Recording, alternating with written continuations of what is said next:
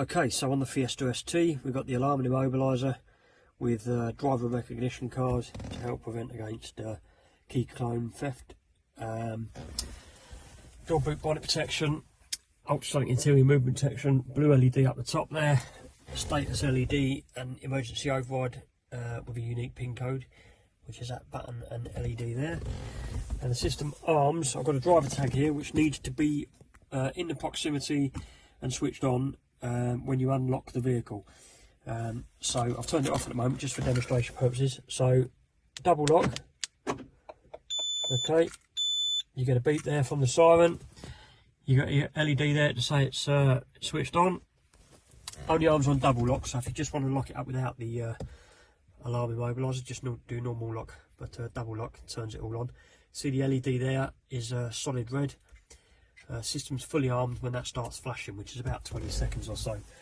And then if somebody tries to get in the vehicle, start the car, if they've not got the driver card and it's not switched on, the immobiliser will kick in, the alarm will kick in, and draw all sorts of attention.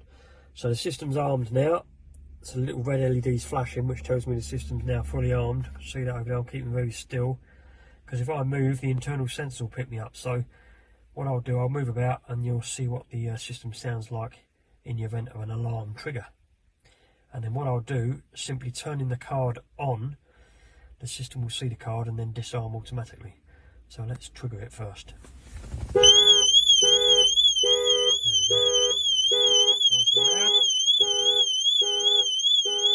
Turn the card on. There you go, turn the card on, system disarmed. If you look at our status LED now, even though the system's disarmed, we can see the system's disarmed because the blue LED switched off up there. But if we look at our status LED, before we turn the ignition on, that will give us a readout of what triggered the alarm. So that tells me there internal movement sensors triggered the alarm.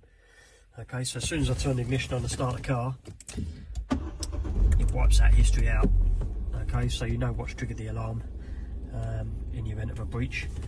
Now, obviously, if the car's switched off or not in range, the alarm won't switch off, the car won't start, horn sounds, siren sounds, until it either sees a valid card or it sees the emergency override PIN code entered using the little button and the corresponding red LED. So simple to turn it on though. Whenever you leave your vehicle, double push of the remote control. Oh, like so. Let me disarm first, sorry. There you go, disarm, double push the remote to lock an arm. There we go. System armed, vehicle protected. This one's got a spare card as well. That card's turned off at the moment, that can go with the spare keys. This card's turned on. You see the card's turned on because the little light flashes about every 3 seconds or so. You needn't turn this card off, you can leave it switched on all the time. Typically the batteries last about 12 months.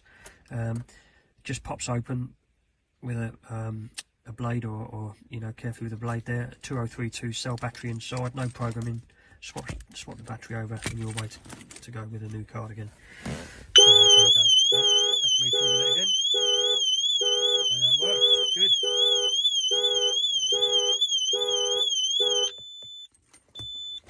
Happy days, that was me moving about again.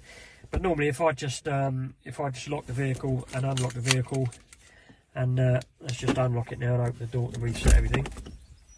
There we go. So I double lock. You hear the system arm. You see the LEDs come on. Now because the card's turned on, as it would be in normal operation, if I press the unlock button, it will see the card. After a second or so, there you go, it saw the card. LEDs have gone out. Vehicle is ready to go. Simple as that.